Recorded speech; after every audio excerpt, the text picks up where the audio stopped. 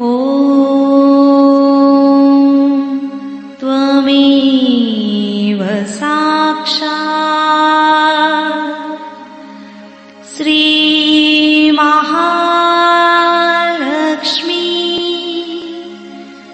महासरस्वती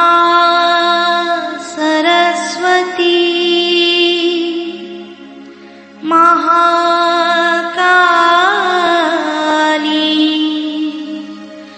त्रिगुणात्मिका कुण्डलिनी साक्षात् श्री आदिशक्ति माताजी श्री निर्मला देवी नमो नमः। ॐ त्वमेव साक्षात् श्री कल्की साक्षात्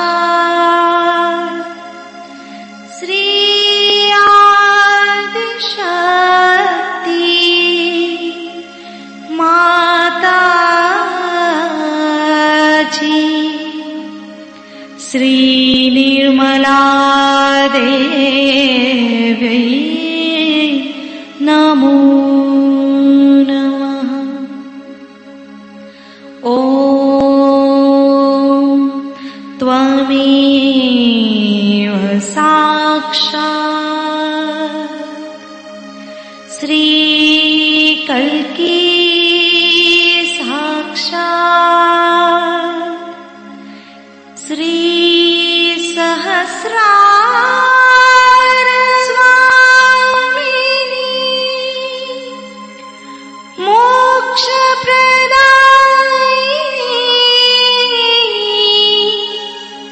माताजी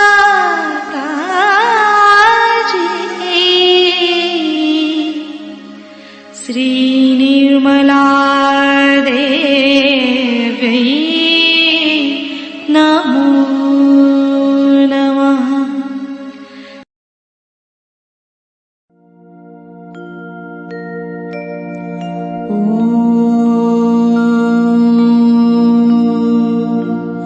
तमेव साक्षात्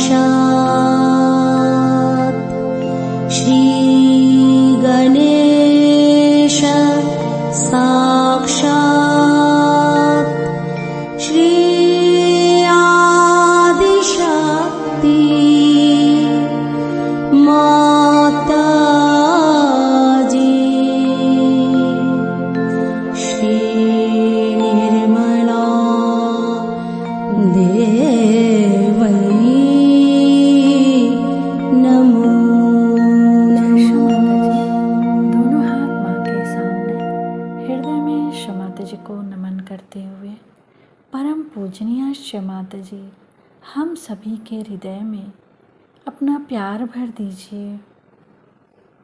श्री माता जी हमारे इस हृदय में अपना पूरा प्यार भर दीजिए। हृदय में श्री माता जी को देखेंगे, माँ की छवि को निहारते हुए अपने चित्त को सेंटर हृदय पे ही स्थिर करेंगे। परम पूजनीय श्री माता जी कृपा करके हम सबको क्षमा कर दीजिए, हम सभी अज्ञानी हैं। श्री माता जी हमारे इस हृदय को और पावन कीजिए। हे परमेश्वरी, आप ही श्री जगदम्बा भी हैं। कृपा करके हमारे इस हृदय को और पावन कीजिए।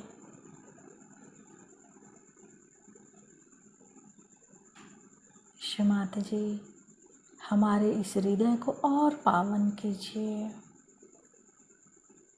ताकि आप यहाँ आ सकें।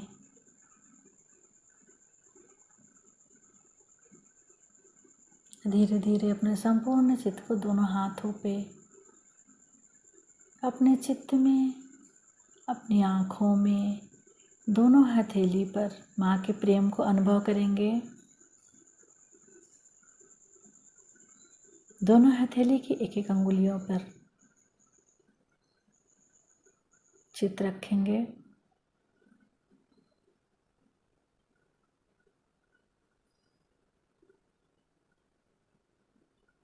अपने संपूर्ण चित्त को सेंटर मूलाधार,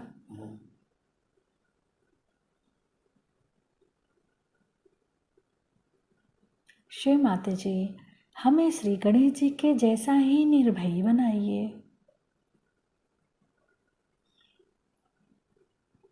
सेंटर मूलाधार से सेंटर स्वादिष्ठान, सेंटर नाभि,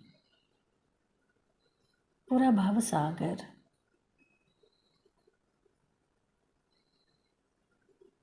हृदय, बीचों बीच हृदय, सेंटर विशुद्धि, फ्रंट आज्ञा, सिर का तालु भाग। श्री माता जी कृपा करके हमें वर्तमान में स्थापित कीजिए।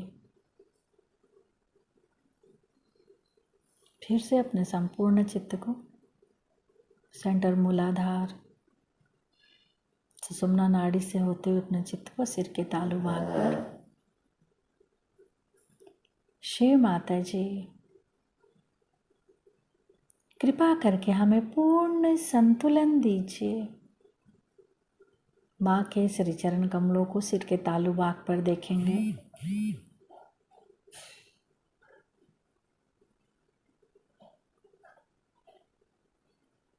सिर के तालु भाग पर माँ के श्री चरणों की परिक्रमा करेंगे 7 टाइम्स क्लॉकवाइज।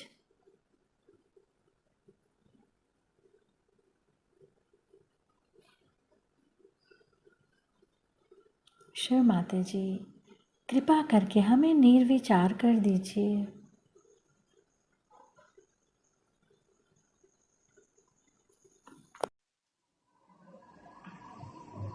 आज मैं आपसे ये बताने वाली हूँ कि कुंडलिनी क्या चीज है और उसका जागरण कैसे होता है। कल मैंने आपसे बताया था कि जो मानव देह हम आज देख रहे हैं,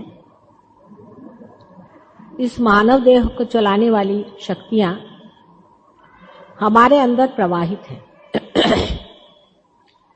उन गुप्त प्रवाहों को हम नहीं जानते हैं, जिनके कारण आज हमारी सारी शक्तियां हैं, इस शरीर, मन, बुद्धि, अहंकार आदि सभी चीजों का व्यापार करती हैं।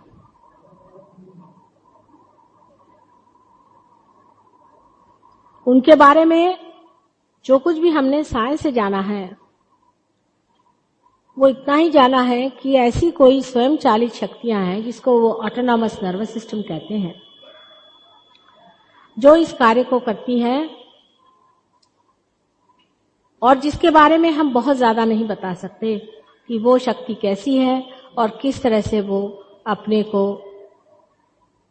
चलाती है। किसी भी चीज को जानने का तरीका एक तो ये होता है कि आप अंधेरे में उस चीज को खोजिए। जैसे आप इस कमरे में आए हैं, ये कमरा अंधेरा है, आप इसको धीरे धीरे टटोलिए और जानिए कि क्या है। कोई लोग जब इस दरवाजे से आए तो वो कहते हैं कि ये एक खंबा है, कोई उस दरवाजे से आए तो कोई कहते हैं कि वो एक पर्दा है, जो उस तरफ से आए वो कहते हैं कि एक किताबें हैं। अंधेरे की खोज जो होती है वो अपूर्ण होती है, इतना ही नहीं अस्पष्ट भी होती है, और वो अधूरी होने की वजह से बहुत गलत भी साबित हो जाती है। समझ लीजिए कि इस कमरे को किसी ने खंबा मान लिया तो उसने इस कमरे के बारे में कुछ भी नहीं जाना। जिस तरह से साइंस में लोग खोजते हैं ऑब्जेक्टिविटी, उसे कहते हैं ऑब्जेक्टिव नॉलेज, तो इस तरह से होता है। और दूसरी एक जानने की क्रिया हो सकती है कि समझ लीजिए हम इस कमरे को पूरी तरह से जानते हैं, हम इसके जानने वाले हैं, इसके हम मालिक हैं, इसके सब हम स्विच वगैरह सब कुछ जानते हैं, और जैसे ही आप इस कमरे में आ जाइए हम एकदम से बत्ती जला देते हैं और आप सब कुछ देखने लग जाते हैं। ये दूसरी रीत है जिससे कि आप परमात्मा को जान सकते हैं, जिससे कि आप सत्य को जान सकते हैं।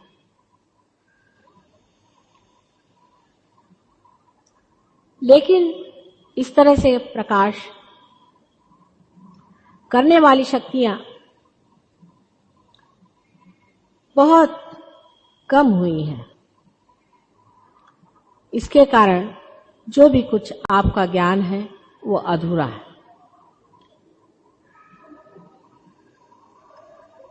लेकिन मनुष्य को यह सोचना चाहिए, और सब साइंटिस्ट को भी यह सोचना चाहिए कि आज हम एक छोटे से अमीबा से जो इंसान बने हैं वो किस लिए, क्यों, क्या वजह है।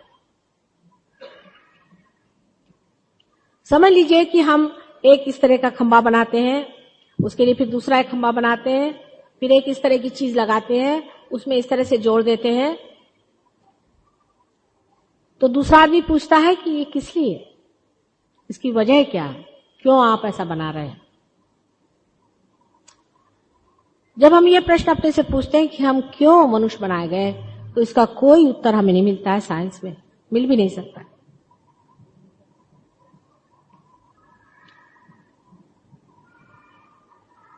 हम इसलिए मनुष्य बनाए गए हैं कि हम कोई न कोई विशेष तरह का इंस्ट्रूमेंट है, कोई व्यवधान है, कोई साधन है।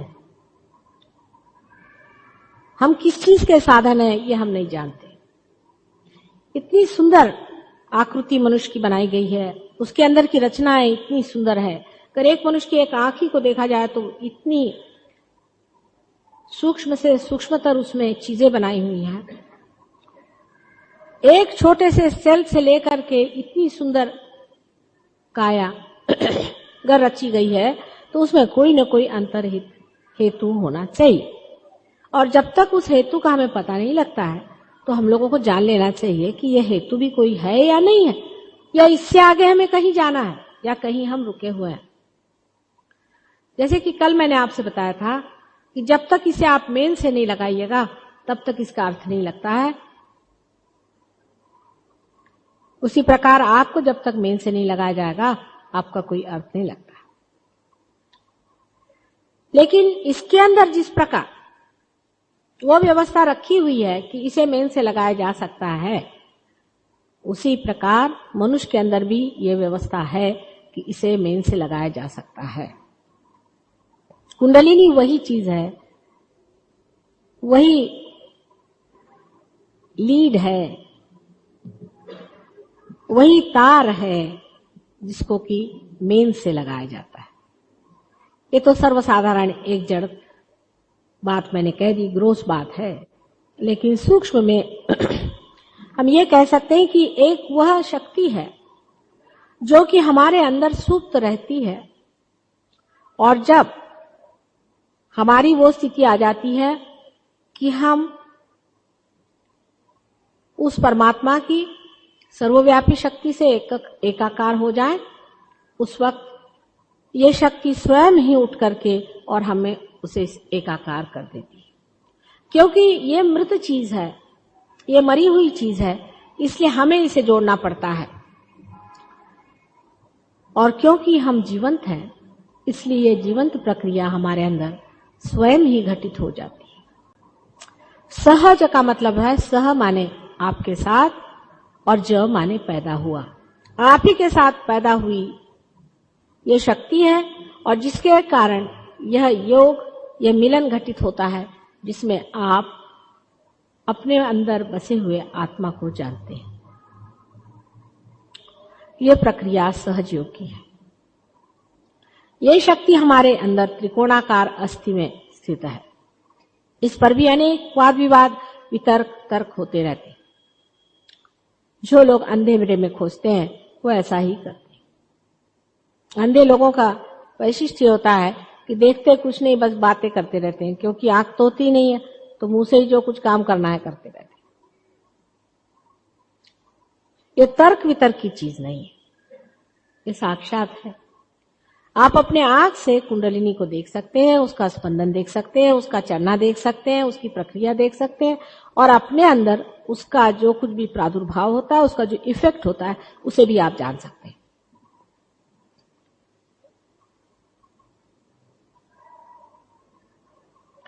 जब ये घटित होता है तभी आप जान भी सकते हैं कि संसार में सर्वव्यापी शक्ति है या नहीं है। ये जो भी बातें परमात्मा के बारे में कही गई हैं वो सच है या नहीं। उससे पहले आप अधूरे हैं, आप पूरे नहीं हैं। आप उससे पहले जान ही नहीं सकते।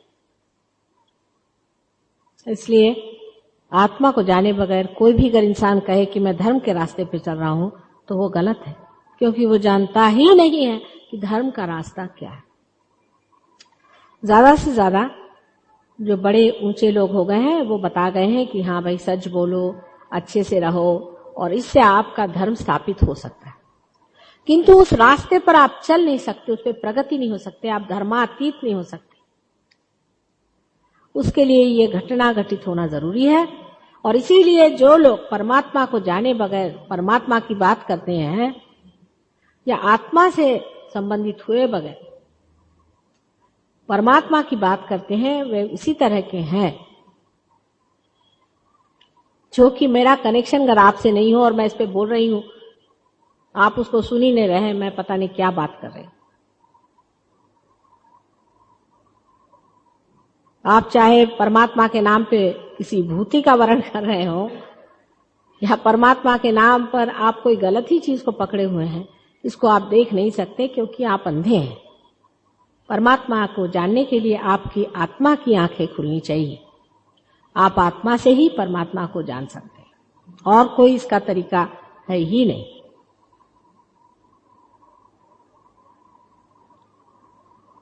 आत्मा को जानने के लिए आपकी जो मनुष्य चेतना है, ह्यूमन अवेयरनेस जो है, उसको उस हद तक पहुंचना चाहिए जहां आत्मा स्थित है। अब आपकी ह्यूमन अवेयरनेस कहां तक है? जानवरों से आपकी अवेयरनेस ऊंची है, ऐसा लोग कहते हैं। लेकिन इससे ऊंची अवेयरनेस आपको प्राप्त होनी चाहिए। अब लोग कहते हैं कि मनुष्य जो है यही आखिरी अवेयरनेस है, इसके बाद कोई अवेयरनेस है।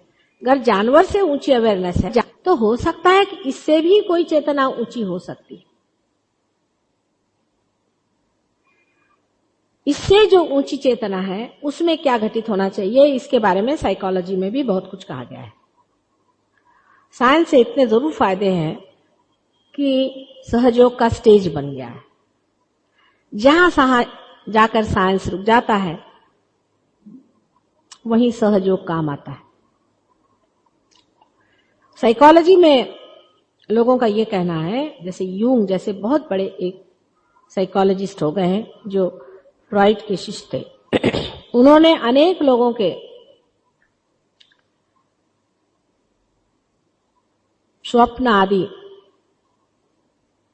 अनुभवों से ये निदान लगाया कि हमारे अंदर ऐसी कोई न कोई शक्ति है, या तो बाह्य में कोई ऐसी शक्ति है जो सर्वव्यापी है, उसे ये यूनिवर्सल अनकॉन्शियस कहते हैं, जो स्वप्न में हमारा मार्गदर्शन करते हैं।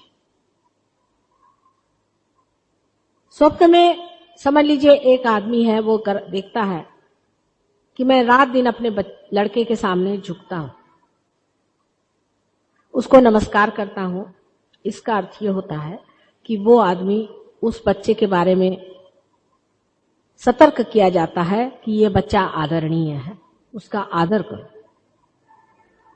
अगर कोई लड़की है और उसे ऐसा स्वप्न आता है कि उसकी माँ राक्षसीन है, तो उस लड़की को ये चेतना मिलती है कि तुम्हारी माँ तुम्हें खराब कर रही है, तुम्हारा लाड़ कर रही है, दुलार कर रही है, उससे तुम चेतित हो जाओ। ऐसे अनेक एक्सपेरिमेंट्स यूं ने किए हुए हैं और उनकी बहुत बड़ी सोसाइटीज भी हैं। लंदन में उसका बहुत बड़ा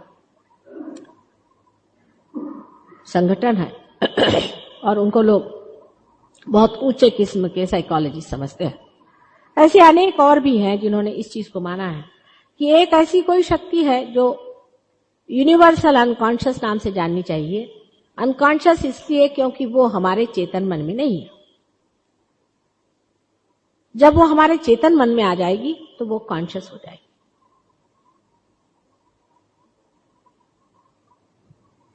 सहज योग से आप इस यूनिवर्सल अनकॉन्शियस को या इस सार्वभौमिक सुप्त चेतन को अपने अंदर चेतन कर सकते हैं। आपके कॉन्शियस माइंड में आ सकता है, जिसको कि आप स्वयं चालित शक्ति कहते हैं, उसकी चालना आप कर सकते हैं।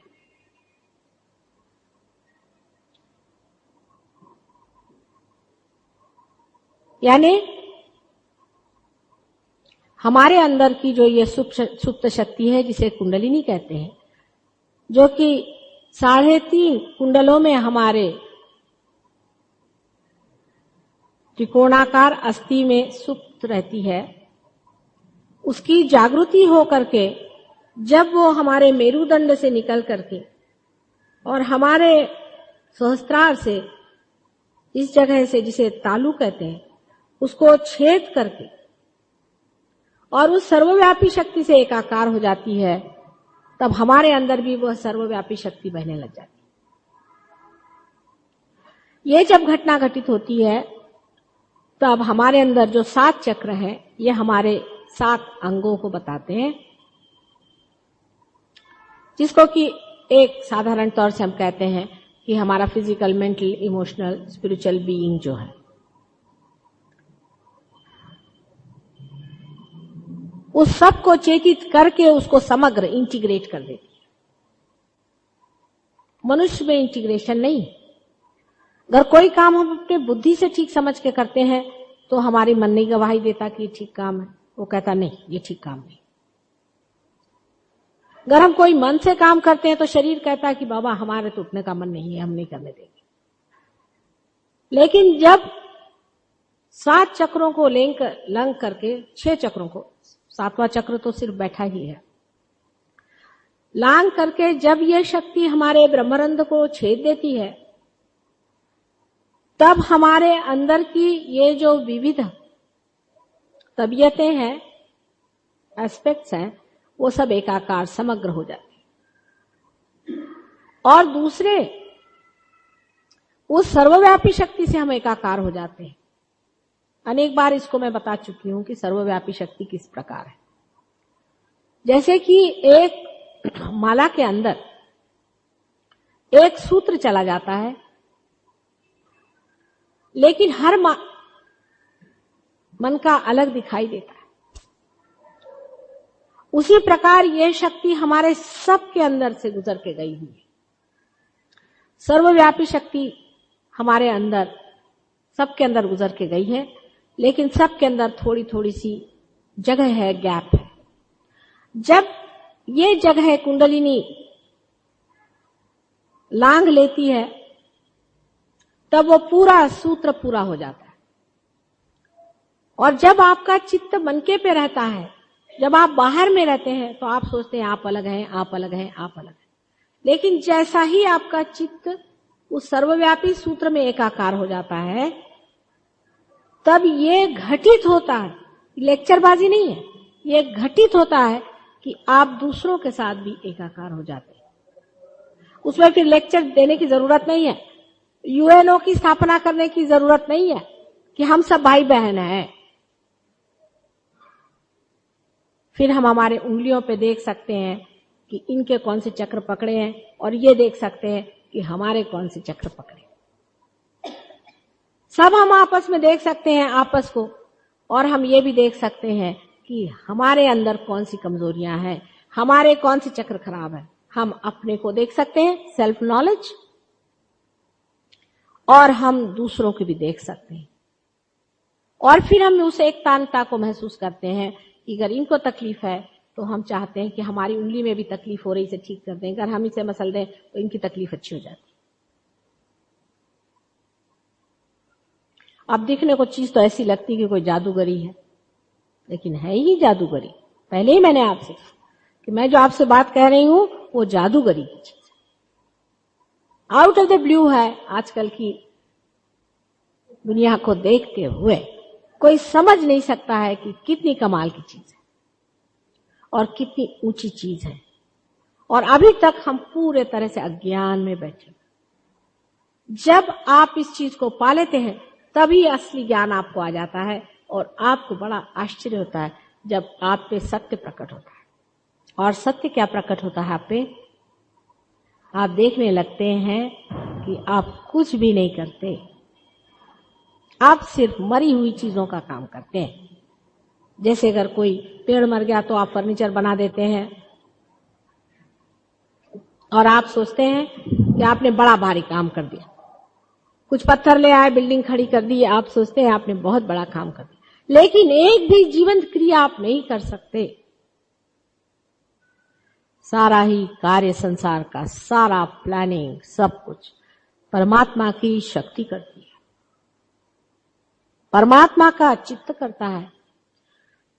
और जब आप उस चित्त में एकाकार हो जाते हैं तो आपको आश्चर्य होता है कि आप भी किस तरह से शक्तिशाली हो जाते हैं, और आपकी स्वयं शक्ति किस तरह से बहने लग जाती है। हमारे लंदन में एक साहब थे, उनसे मैंने कहा कि तुम यहां बैठे बैठे सब चीज जान सकते हो। उनका कैसे? अच्छा, मैंने कहा तुमको किसके बारे में जानना? कहले हमें अपने पिता के बारे में जानना है। मैंने कहा अच्छा, उनकी धारणा करो, उनकी तरफ ऐसे हाथ करो। हाथ करते ही साथ उनके राइट हैंड साइड की इस उंगली के इस जगह में बड़े जोर का दर्द और जलन होने लगा। ये उंगली जो है ये विशुद्धि चक्र है, राइट साइड में माने फिजिकल प्रॉब्लम है, विशुद्धि चक्र। और ये जो नीचे में ये फादर की साइड है, ये सब फादर की साइड है, ये मदर की साइड है। यहां पर मैंने कहा तुम अपने फादर को फोन करके पूछो। उन्होंने फादर को फोन किया तो उनकी माँ ने फोन लिया, वो स्कॉटलैंड में थे। तो कहा तुम्हारा फादर बहुत बुरी तरह से ब्रोंकाइटिस से बीमार पड़े हो। मैंने कहा अच्छा चलो यहां ही हम उनका ट्रीटमेंट कर देते, क्योंकि ये विश्वव्यापी शक्ति है, उसका इशारा आपके हाथों पे आ जाता है। लेकिन ये नहीं कि कोई साहब आ रहा है, माता जी ये बताओ कि घोड़े का नंबर क्या आएगा। ऐसे भी बेवकूफ बड़े होते हैं जिनको की अकल ही नहीं रहती है कि परमात्मा को क्या पूछना चाहिए। कहेंगे कि घोड़े का नंबर बताओ, नहीं तो कहेंगे अच्छा बताओ मेरे लड़का होगा कि लड़की होगी। बहुत तो बोलेंगे कि इनकम टैक्स में मैं छूट जाऊंगा कि नहीं। ऐसे ऐसे बेवकूफ लोगों के लिए नहीं है ये शक्ति, ये समझदार लोगों के लिए है, बुद्धिमान लोगों के लिए है, वाइज लोगों के लिए है।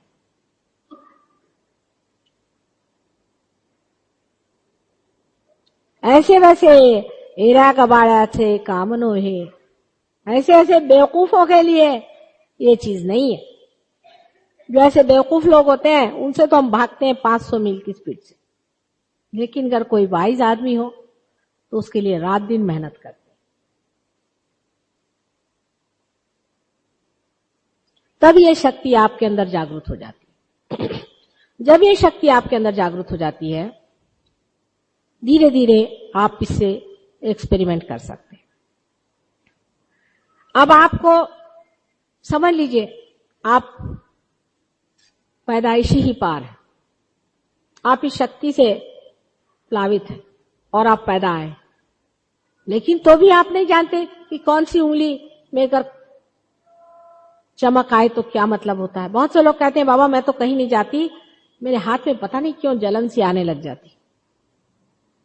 इससे ज्यादा तो कुछ नहीं जानती वो। कौन से चक्र है, कौन सी उंगली है, उसका क्या मतलब होता है, हर एक चीज का क्या मतलब होता है, उसका इलाज क्या है, उसका निदान क्या है, कुंडलिनी को कैसे उठाना चाहिए, उसकी कौन सी तकलीफें हैं, किस किस तरीके से कुंडलिनी अटकी रहती है, किस तरह से हर तरह की कुंडलिनी को ऊपर उठाया जा सकता है और किस तरह से उसको स्थिर करना चाहिए, उसको जमाना चाहिए, किस तरह से सारे संसार में इसके धीरे धीरे धागे किस तरह से बांधने चाहिए। ये बड़ा भारी ज्ञान है। इसको बताने के लिए कोई तो इंसान चाहिए कि नहीं।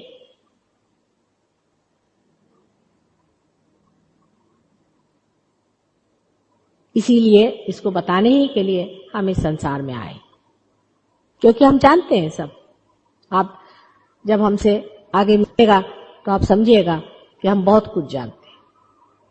किताब हम नहीं लिखते, लेकिन जानते बहुत है, और ये भी जानते हैं कि आप लोग भी इसको जान सकते हैं।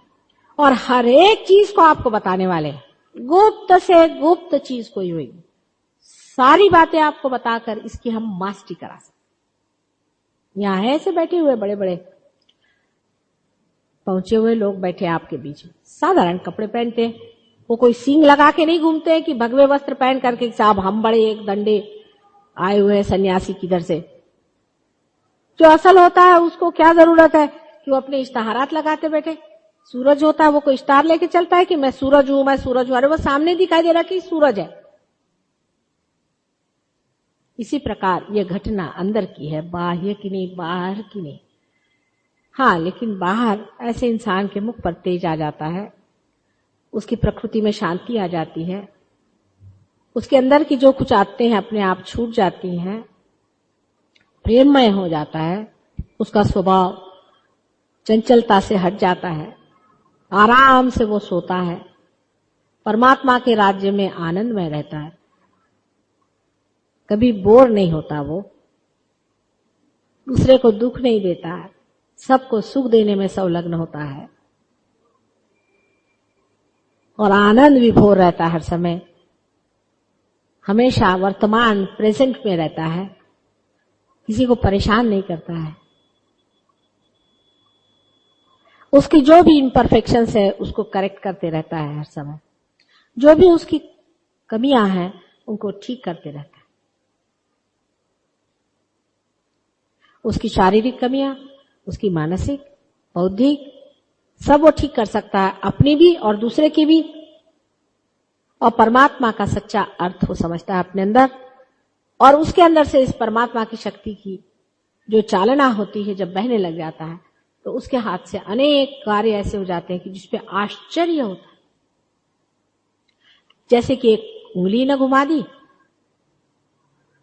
तो परमात्मा का चमत्कार देखने को मिलता है, जो असली चमत्कार है।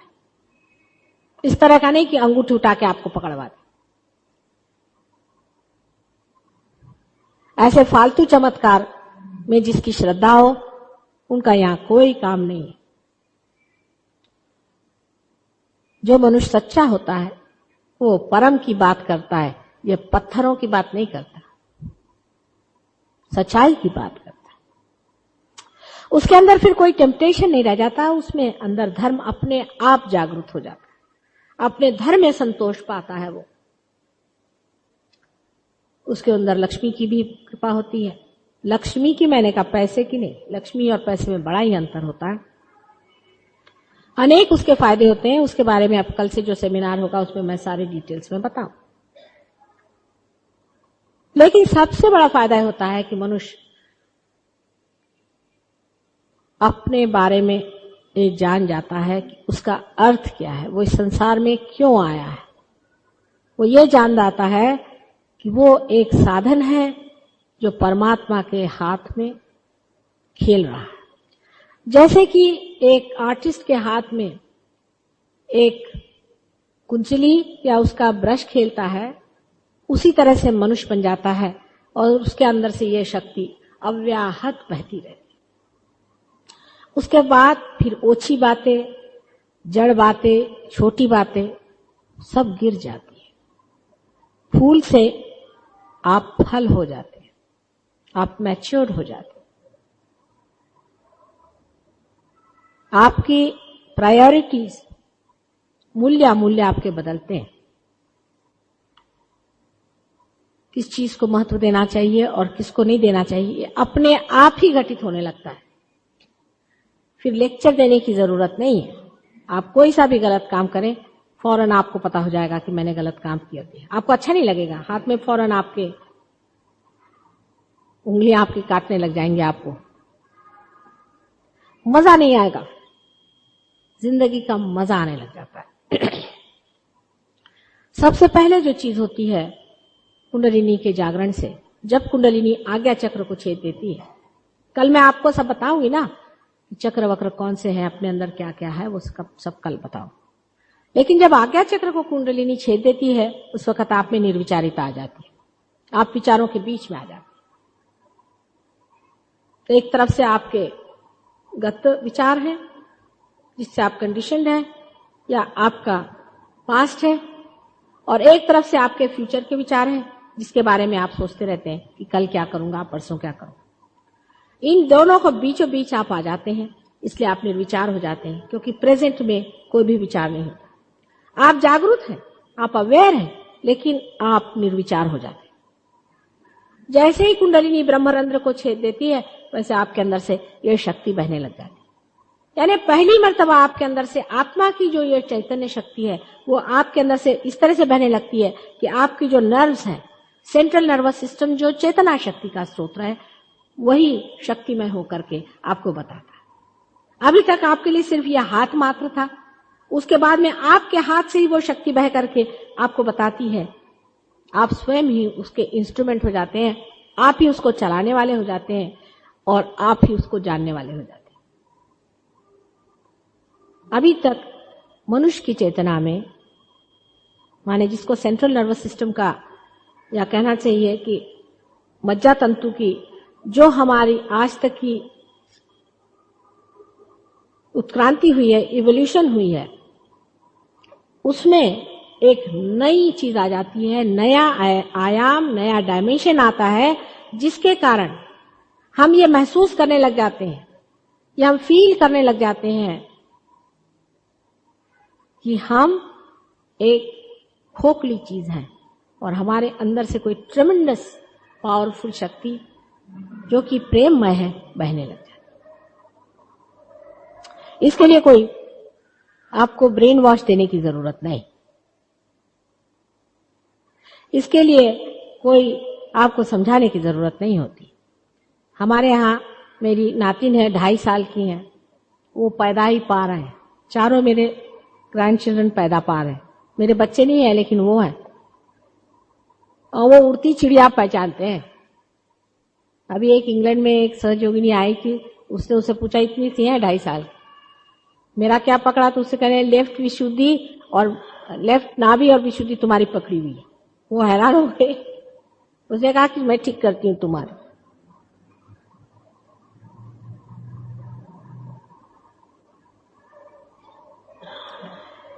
जो बच्चे आजकल बहुत से संसार में आ रहे हैं, जो कि कोई विशेष तरह के बच्चे दिखाई देते हैं, वो असल में पार बच्चे हैं। बहुत बड़े बड़े जीव संसार में आ जा रहे हैं, और उनको समझने के लिए जरूरी है कि आप भी पार हो जाइए, नहीं तो आपको समझ में नहीं आएंगे कि ये कहाँ की परकट उड़ा रहे हैं, क्या कह रहे हैं। आप कहेंगे पता नहीं क्या बोलते रहते हैं, कुछ समझ में नहीं आता है बच्चे। और वो जो भी करते हैं वो सहयोग करते हैं, आपके पीठ पे चढ़ जाएंगे, आपकी विशुद्धि को मारेंगे, हमेशा बंदूक लेकर ठा ठा ठा ठा आपकी वीकनेसेस मारते रहेंगे।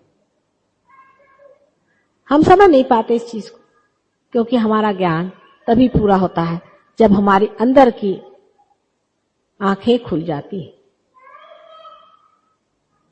सो ये कुंडलिनी जब उठती है तब सबको प्रकाशित करती हुई, सारे चक्रों को प्रकाशित करती हुई, हमारी चेतना को भी प्रकाशित करती हुई ब्रह्मरंध्र को छेद देती।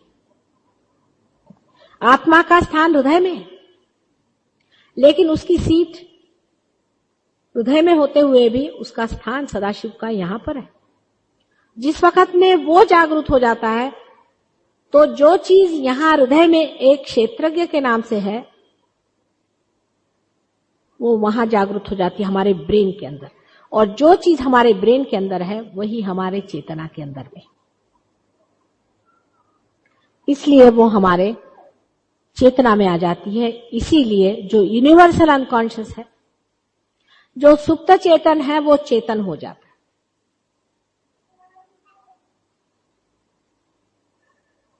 इस तरह की प्रक्रिया सहज है।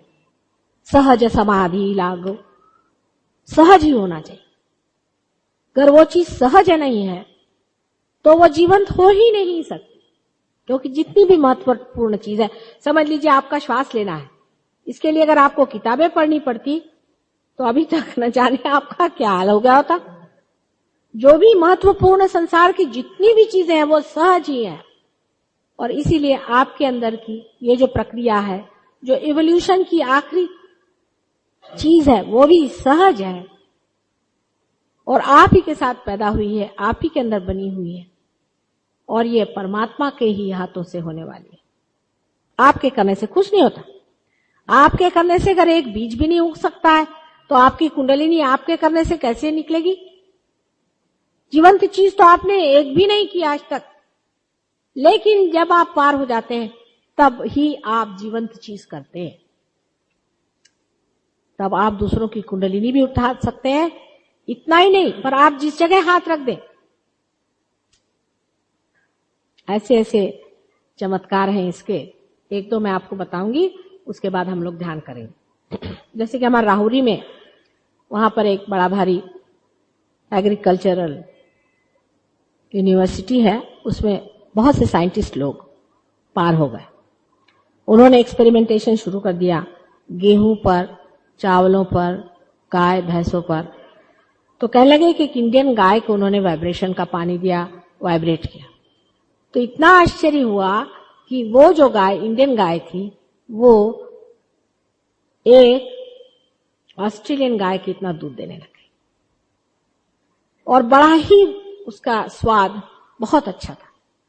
क्योंकि वैसे भी ऑस्ट्रेलियन गाय के दूध में उतना स्वाद नहीं होता जैसे अपनी इंडियन गाय की, वो तो बड़ा प्रेम से देती है। और शक्ल भी उनकी फर्क होती है।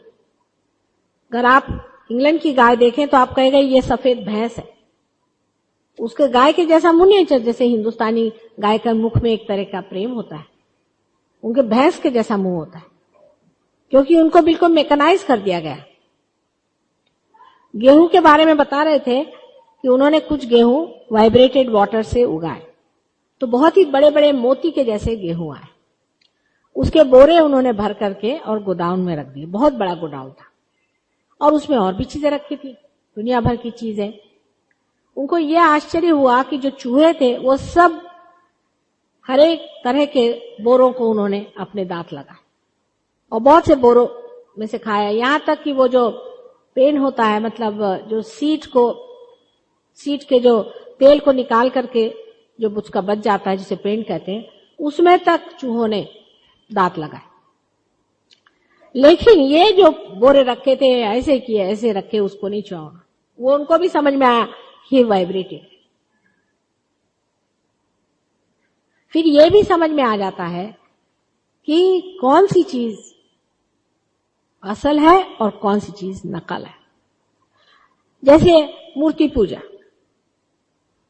अब अष्टविनायक है, हम कहते स्वयंभू है कि नहीं है, कैसे पता होगा?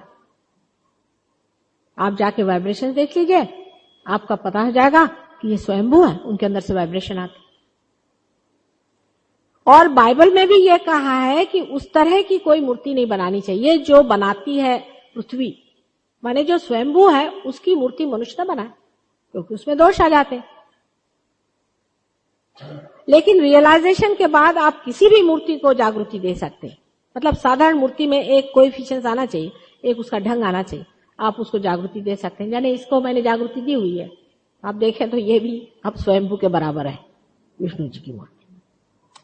यानी पत्थर को भी आप वाइब्रेशंस देके उसको स्वयंभू बना सकते हैं, लेकिन वैसा आप चाहें तो नहीं कर सकते।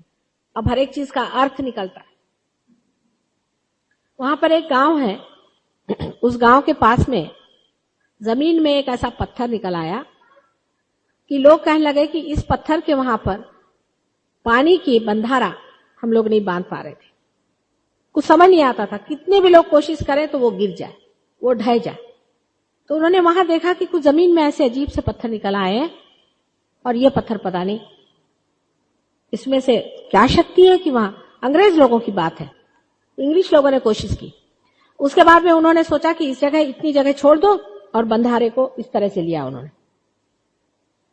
जिससे कि स्ट्रेट बंधारा नहीं हो पाया, वो जगह छोड़ ही दी, इधर एक बंधारा कर दिया, इधर कर दिया, वो जगह छोड़ दी। जब मैं वहां गई उस गांव के पास, तो उन्होंने बताया कि माता जी ये बताइए कि यहाँ क्या चीज है। मैंने कहा देखो तुम वाइब्रेशन लो यहां से। वो जो जगह है सहस्त्रार जैसी है, जैसे सहस्त्रार से वाइब्रेशंस आते वैसे वहां से वाइब्रेशंस आते। मैंने कहा इस वाइब्रेशन के, ये तो स्वयंभू चीज है, इसके ऊपर में कोई चीज तुम बांधोगे तो बंधेगी कैसी, वो तो स्वयंभू है। स्वयंभू लिंग वगैरह भी इसी तरह से पता लगे कि कोई रियलाइज सोल्स जा रहे होंगे, उनको वाइब्रेशंस मिले, उनका लो भाई। मैं कश्मीर गई थी, कश्मीर में एक दिन ऐसा हुआ कि कहीं जाते जाते मुझे ऐसा लगा कि बहुत यहाँ वाइब्रेशंस है। तो मैंने ड्राइवर से कहा भाई जरा ये बताओ कि यहाँ कोई मंदिर है क्या पुराना, या कोई चीज है यहाँ, मूर्ति उर्ति है? उसने कहा यहाँ तो ऐसा कुछ नहीं है माता जी। मैंने कहा अच्छा तुम पता तो करो। तो हम लोगों ने गाड़ी वाड़ी रोकी, तो कहले हाँ यहाँ एक वो है मुसलमानों का कुछ है। मैंने कहा क्या है मुसलमानों? मैंने कहा चलो तो सही देखे तो क्या चीज है। हम वहां पहुंचे तो हमने पूछा भाई ये क्या बना है यहाँ पर, इतनी बड़ी मस्जिद बना के रखी है क्या? ये कह रहे हजरत इकबाल है यहाँ पर, मोहम्मद साहब के सर का एक बाल वहां रखा हो। बोलते साहब मैं तो एकदम ध्यान में ही चली गई, यानी एक बाल के इतने वाइब्रेशंस थे वहां पर। अब मुझे तो मालूम भी नहीं था वहां उनका एक बाल रखा है, जिसको लेकर के ये गधे मुसलमान आपस में लड़ रहे थे। ऐसे हम गधे हिंदू भी लड़ते हैं, पता तो कुछ भी नहीं है और बेवकूफ जैसे लड़ते ही रहते। अरे धर्म के नाम में लड़ाई करने का सवाल ही क्या उठता है? उस पर पीछे मैं काटमार हो गई। किसी से पूछो कि ये उनका बाल है कि नहीं है, बताओ क्या प्रूफ है? चाहे किसी और का बाल हो, इनके पास क्या प्रूफ है? कैसे कह सकते हैं कि यहां बाल है कि? दिल्ली में हजरत निजामुद्दीन साहब है, वो पार आदमी थे। वो पार है तो सारी दुनिया के लिए पार है, वो किसी के बाप की सत्ता नहीं है। शिरडी के साईनाथ थे, मुसलमान थे तो क्या हुआ? पार थे, पार ही नहीं थे। दत्तात्रेय स्वयं साक्षात थे, उसको कैसे जानोगे तुम? जब तक तुम पारी नहीं हो, तुम्हारे आंखें नहीं है, तो तुम कैसे जानोगे हम मुसलमान और हम हिंदू? कहां से तुम हिंदू हुए? अभी तो तुम्हारी कुंडलिनी भी नहीं जागृत हुई। ये जनसंघ वाले जो हैं, इनसे जाके पूछो कि भाई तुम क्या बात कर रहे हो हिंदुइज्म की? कुछ जानते ही नहीं हो हिंदुइज्म के बारे में, क्या चीज है। और तुम ये बना क्या रहे हो? राजकीय दल। धर्म के नाम के राजकीय दल कैसे बन सकते?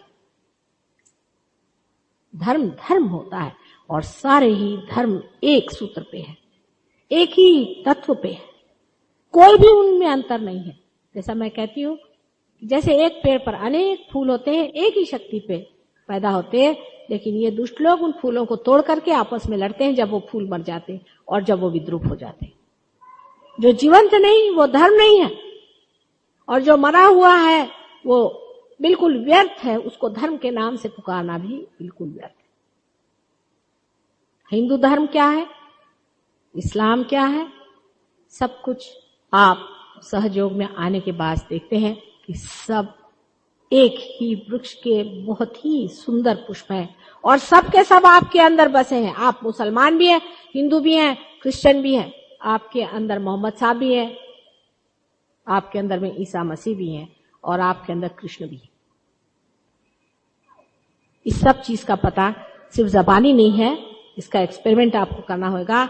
आपको मैं बता सकूंगी कि कृष्ण कौन थे, उनका क्या रिश्ता था क्राइस्ट के साथ।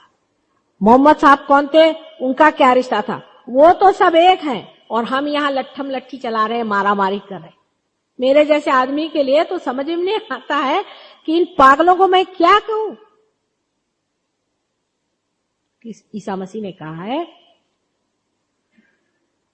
Those who are not against me are with me। अब इन पोप साहब से जाके पूछो कि ये कौन है। उनको तो अपनी पड़ी हुई है कि मेरे को अपने डायमंड्स लगाने के हैं।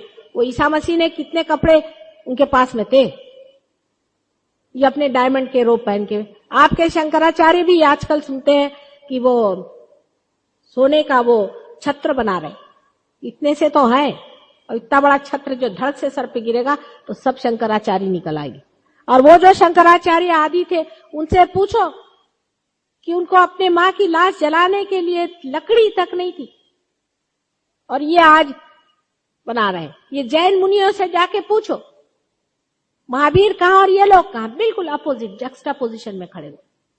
और हम उन्हीं के पैर पूछ पूछ के सोचते हैं कि हम परमात्मा को पालेंगे। वो तो सब सीधे नर्क के द्वार उतरने वाले, सीधे, और आप भी उसी के साथ चले जाइएगा। इसलिए सतर्क होने की जरूरत है। धर्म को असलियत में पाना है।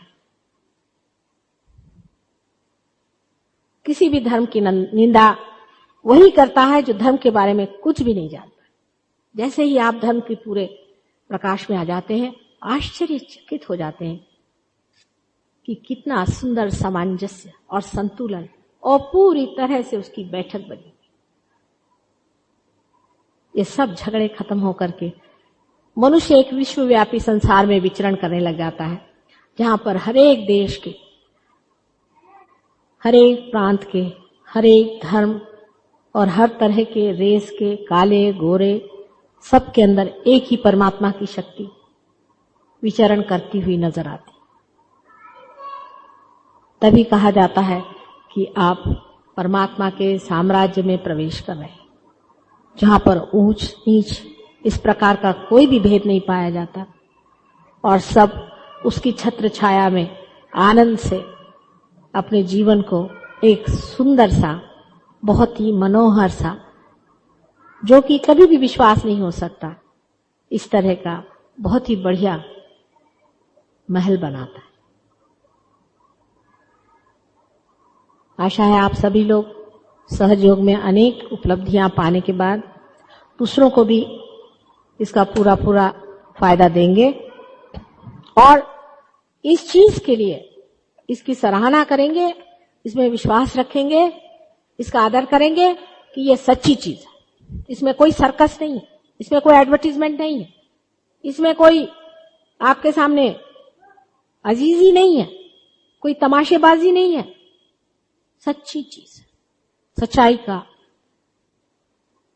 वर्ण करें तो ये इतनी अत्यंत सुंदर चीज जो परमात्मा ने आपके लिए बनाई है, जो आपको पाने का है, जो आपका अधिकार है, वही हम आपको दे रहे हैं। आप ही की कुंजी हम आपको दे रहे हैं, आप ही की संपदा, आपकी ही सत्ता। सिर्फ समझा रहे हैं बेटे चाबी कैसे खोलने की है, और फिर लो अपनी संपदा देखो।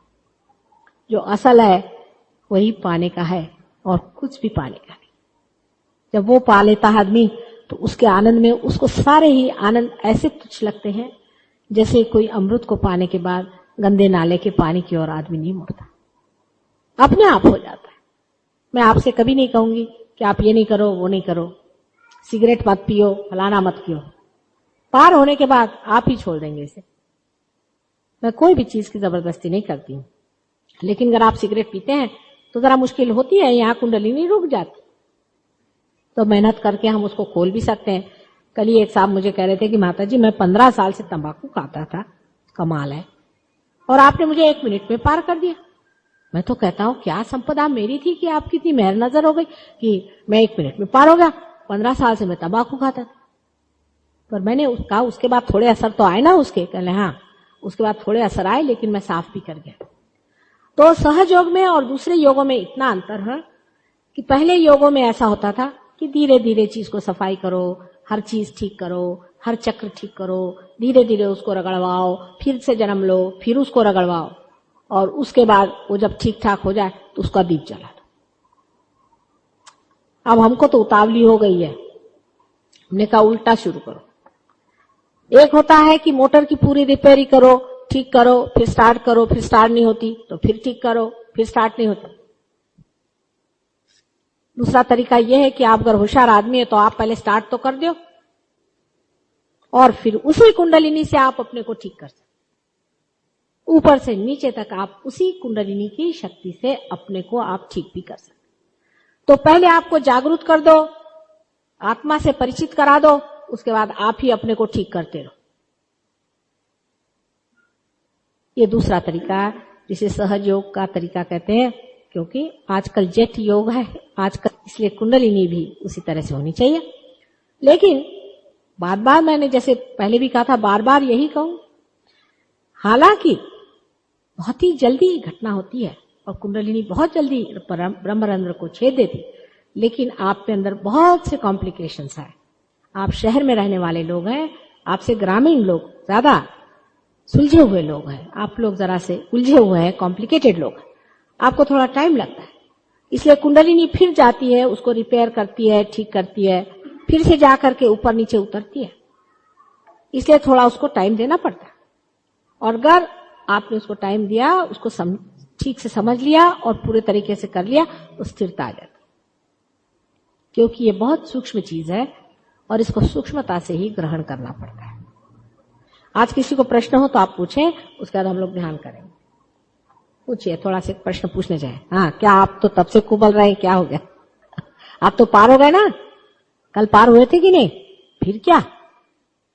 हाँ, काय आहे का प्रश्न बिश्न? काल झाले ना पार तुम्ही? नाही झाले? व्हाला, काल नाही झाले तर आज व्हा, त्याच्यात काय? आमच्याकडे असेही आहेत काही काही, नाही हो, परत येतात मग होतात, काय हरकत नाही. काय कोणतं चक्र सांगितलं तुम्हाला?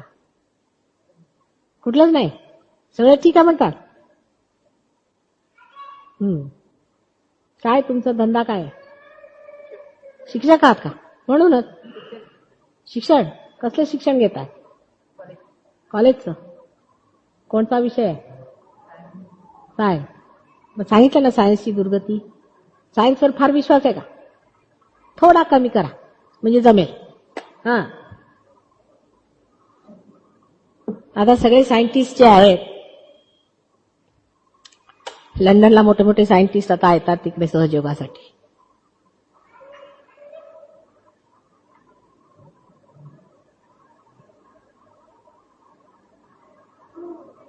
सायन्सवर बोलणार आहे मी, परवा बोलीन सायन्सवर सुद्धा, आपण याल तेव्हा.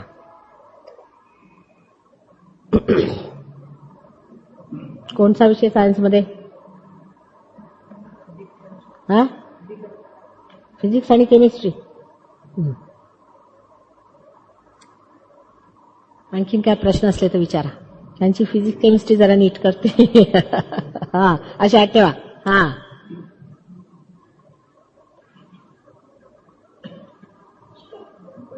थोडं बोला, काय प्रश्न असले तर बोला ना. नवीन मंडळी आली आहेत, हा, तरुण मंडळी आहेत, प्रश्न विचारले पाहिजेत, काहीतरी असलं तर विचार. की निर्विचार झाले सगळे, काय डोक्यात येतच नाहीत प्रश्न. हा, बोला. काय नाही, नको नको, पाणीच पाहिजे. हा, काय आहे का प्रश्न? विचारा ना.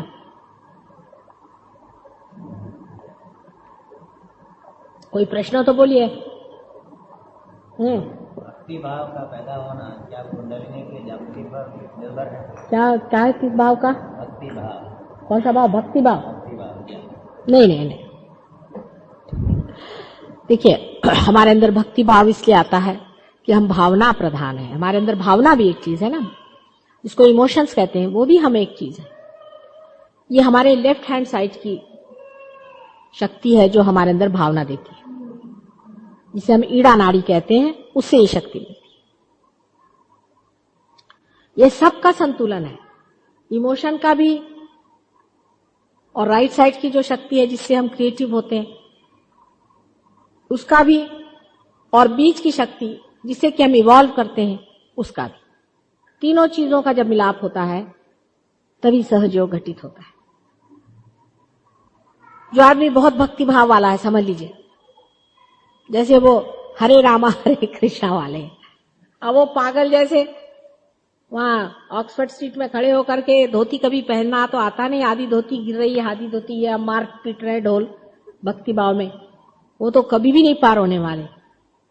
तो पागलों का काम नहीं है. लेकिन भक्ति अगर प्रेम से है और परमात्मा के प्रति लीन होकर के अगर भक्ति है तो वो बहुत काम कर जाती है. लेकिन कुंडलिनी शक्ति इन तीनों ही शक्तियों को एक करती. ये चौथी शक्ति, एक ईड़ा लेफ्ट साइड में होती है और पिंगला राइट साइड में होती है और बीच में सुषुम्ना होती है।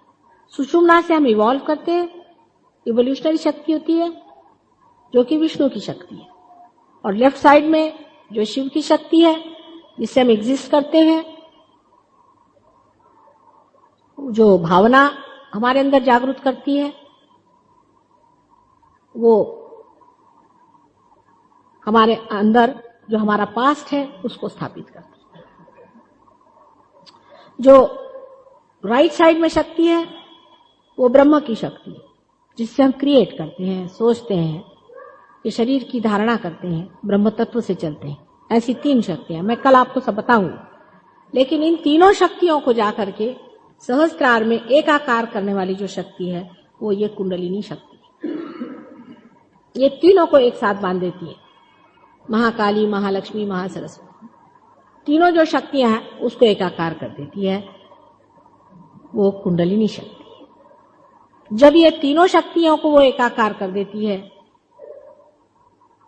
तब ब्रह्मरंध्र छिद जाता है। उसके बाद में आपको ये सिंथेसाइज करना चाहिए, ये समग्र शक्ति जो होती है यही वाइब्रेशंस की तरह से। पहले एक शक्ति के 4 भाग हो जाते हैं, फिर वही एक हो जाते हैं।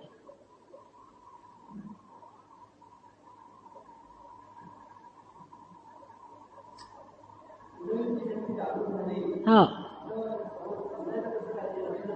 बस शांत है। कुंडलिनी शक्ति जब हमारे अंदर जागृत होती है तो क्या होना चाहिए, क्योंकि हर एक में अलग अलग तरह से कुंडलिनी शक्ति जागृत होती है। समझ लीजिए किसी इंसान के अंदर में उसकी नाभि चक्र की पकड़ है, तो कुंडलिनी शक्ति जागृत होकर के वहां धक्के मारेगी, तो आप देख सकते हैं अपनी आंख से कि वहां पे आपके स्पंदन हो रहा है त्रिकोणाकार शक्ति में। आप अपने आंख से देख सकते हैं, यहां आपको मैं बहुत बार दिखा दूं। और आपका नाभि चक्र पकड़ा हुआ है, अगर नाभि चक्र को आप किसी तरह से, जो कि सहयोग में है उसकी प्रक्रिया है, खोल दें तो कुंडलिनी शक्ति ऊपर चढ़ेगी।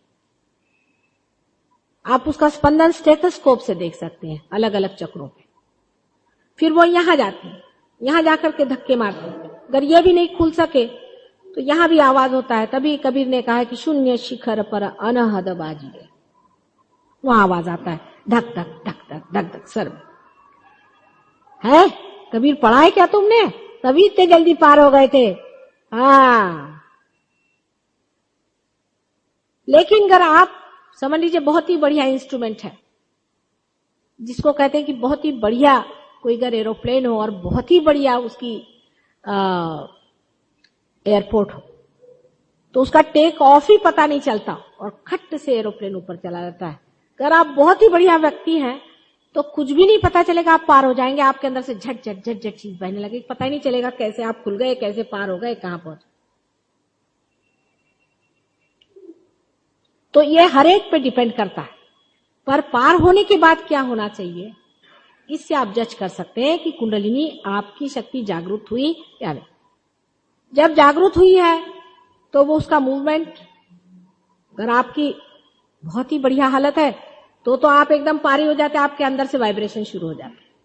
लेकिन वो अगर समझ लीजिए मालगाड़ी है, वो तो मालगाड़ी भी हो सकती है ना, तो वो चढ़ेगी, फिर आपको लगेगा यहां जरा धक धक आया, यहां थोड़ा धक धक आया। आपके लीवर पेशेंट है आप, तो लीवर में जाएगी, वहां धक धक मारेगी थोड़ी देर, फिर आपकी तबीयत जरा ठीक हो जाएगी, फिर जरा ऊपर चढ़ेगी, फिर आपका हृदय चक्र पकड़ा है वहां धक धक मारेगी। लेकिन 2 चीज इसमें हो जाती है, एक तो जागृति और उसके बाद में ब्रह्मरंध्र का छेदना। जब जागृति हो जाती है और कुंडलिनी जब आज्ञा चक्र को पार करती है तब आप में डाउटलेस थॉटलेस अवेयरनेस आ जाती है, अब निर्विचार समाधि स्थापन हो जाती है, आप निर्विचार हो।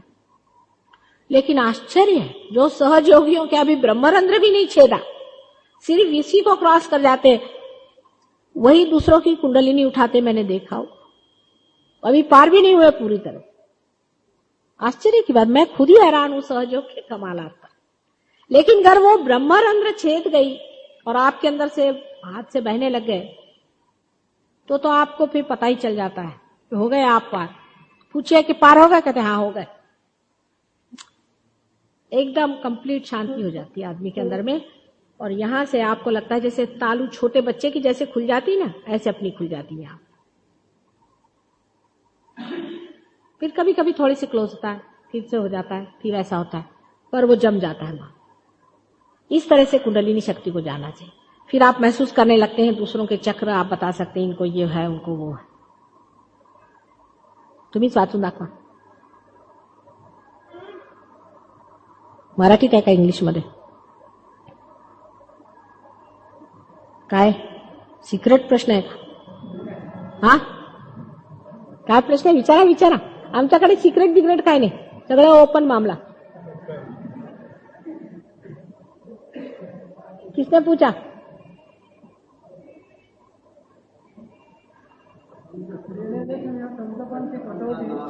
हाँ?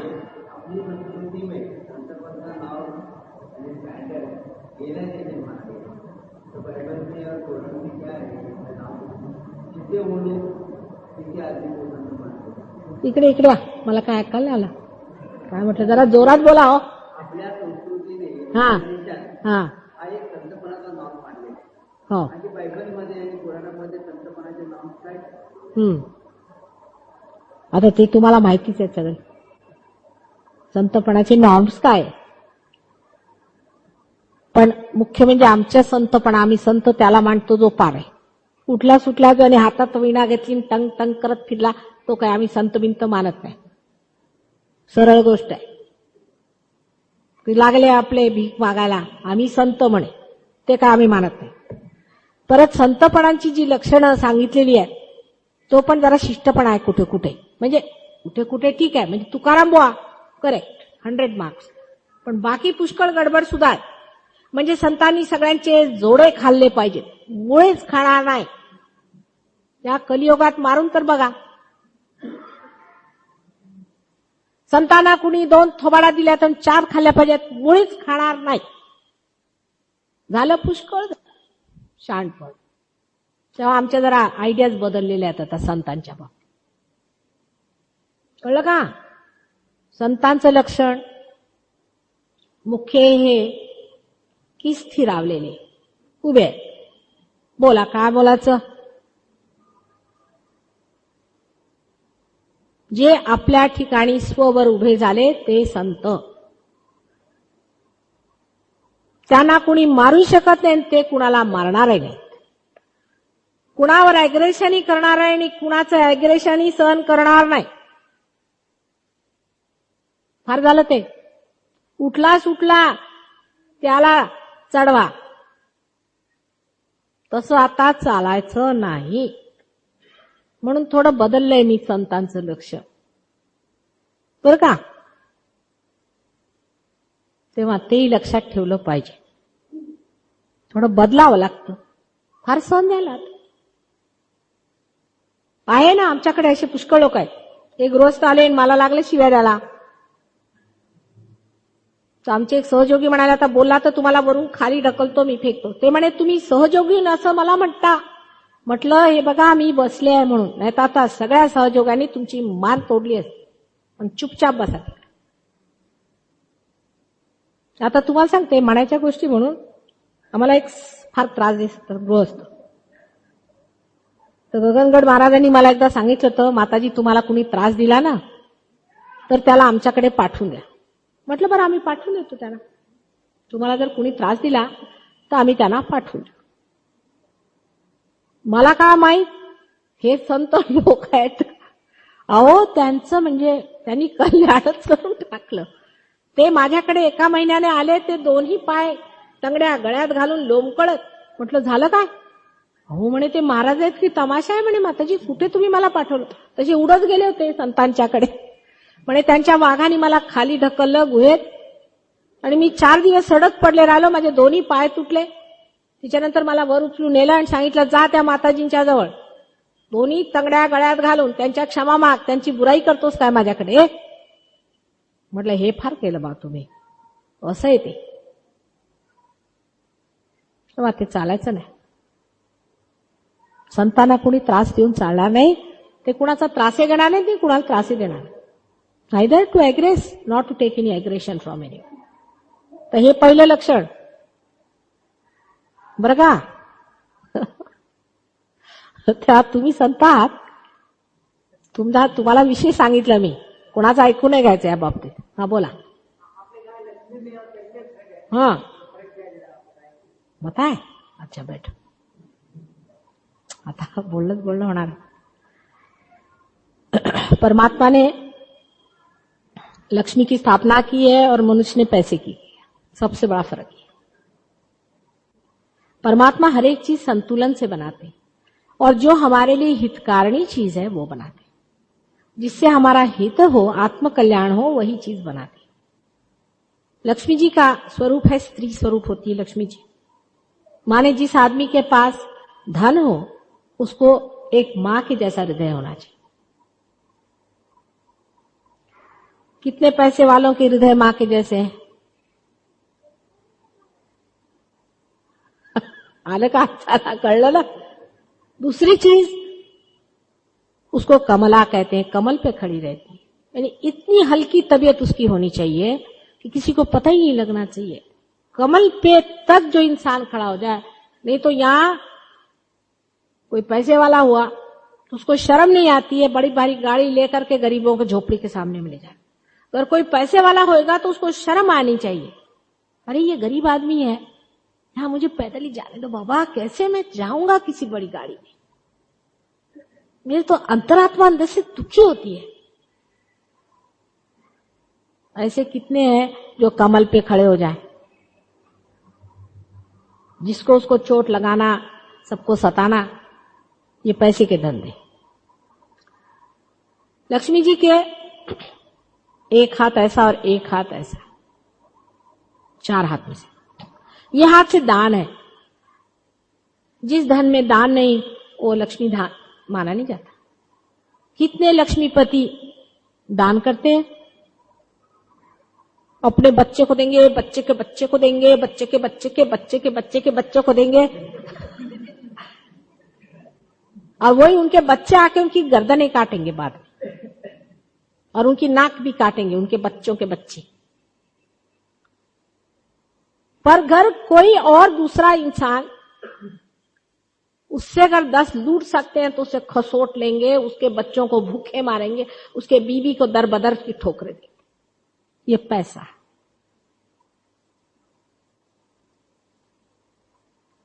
लक्ष्मी में हमेशा दान हर समय बहते रहता है. आया गया, हाँ बेटे तेरे को पसंद है, चल उठा.